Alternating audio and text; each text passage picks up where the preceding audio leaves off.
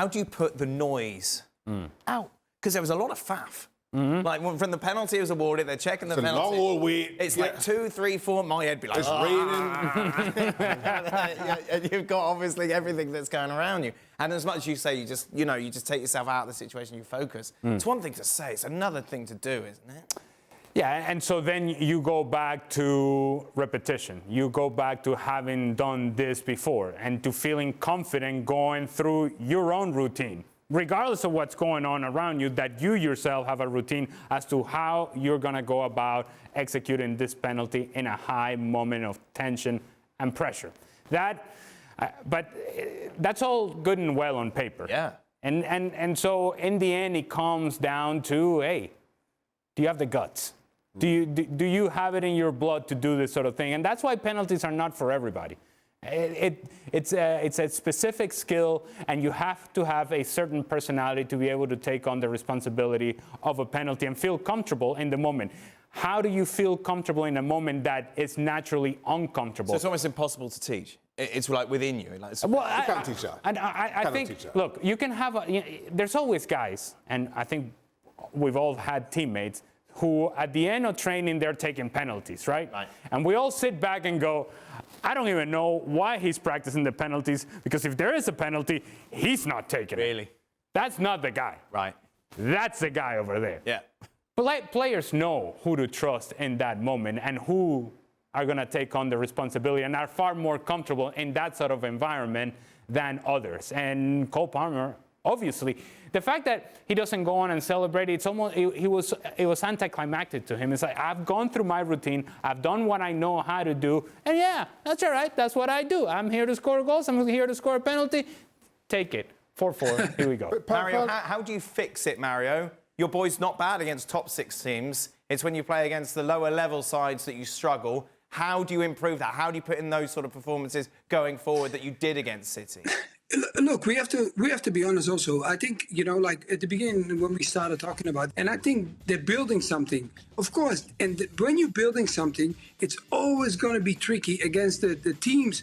When you need to perform, you don't need no motivation. It's going to be against the ones that you need to create your own motivation, with all the respect. Because if you play against a so-called smaller team, I don't want to call them out of disrespecting them, but it's just, if you're not at the top, top 6, 7, then you get respect towards them. And that moment, you really got to perform, because they're playing the game against you as a final, and you need to perform. And I think the key thing is going to be that the battle between each individual in position-wise. When the competition goes higher, that's when you start getting players and saying like, oh, I got to bring it up. Look at Mudryk came on in the game, and he implemented and showed his drive going forward. And I've been waiting for him to do stuff like that, because use your pace, take people on. That's what you want. And he came on and he activated that straight away.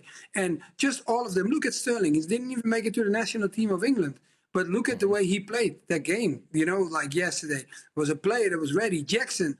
Look at Jackson. Jackson, if you look at overall of the game, we look at Haaland. He was active in the game. We could see him. He was moving around and doing stuff. And then at the moment when I said, what's happening to Jackson? He scores that goal.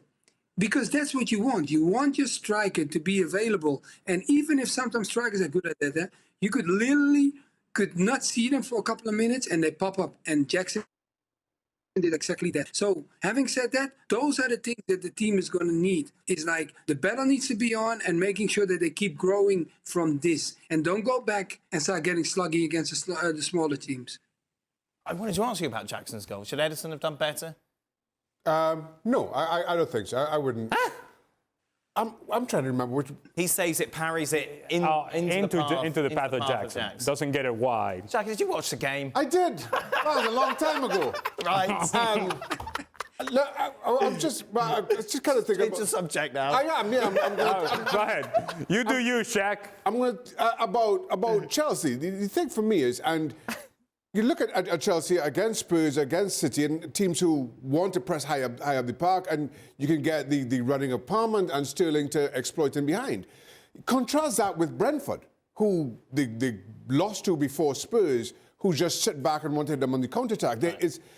Once teams drop off and sit deep, that's when you're asking, that's when you need your centre forward. And Nicholas Jackson just has not been that player. He scored though at the weekend. Yeah, well, again, this is different. There's a mistake, by the way. I'll have to look that up.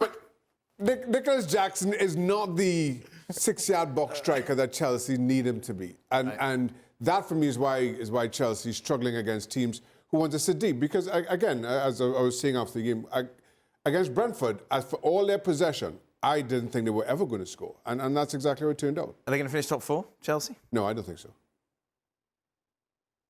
Well, is there even a conversation to be had? I'm sure if you're a Chelsea fan, you want to have that conversation.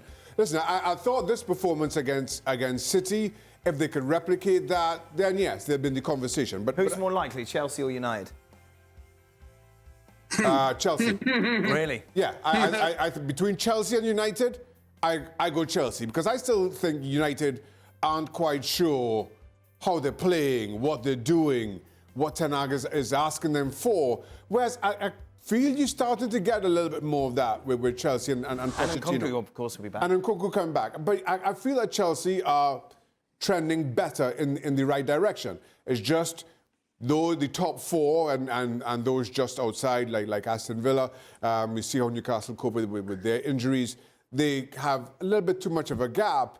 And then, as I say, yes, we see Nkunku coming back, but we have to see how Chelsea fare against some of those other teams, not to say small in the league. Top 4, Mario? Top 4 is maybe a big shout, but European football. That was my call at the beginning of the season, and I'm sticking with it. And I'm not saying top 4 yet because top 4 is the Champions League stuff, but I definitely think they will make it to Europe. And it's not gonna. And I'm not. Look, guys, I'll be honest. We all been there, and the way the guys highlighted. Don't celebrate too early, please. This is just a game. It was a great game to watch. They did really well, but don't forget, they conceded 4 goals at home.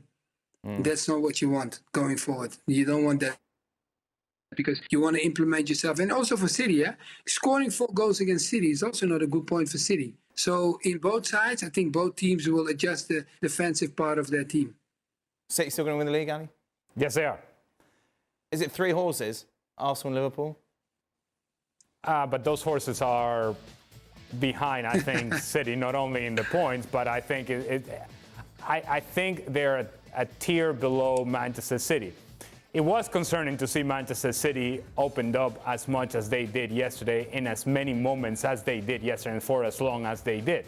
Because, again, we equate this team with being able to control the pace of the game. And they never really got a sense of the pace of this game. This game was out of control, which for us is great. But I am sure that for Pep Guardiola, he's looking at it and saying, what are we doing? What is this nonsense? What is this back and forth?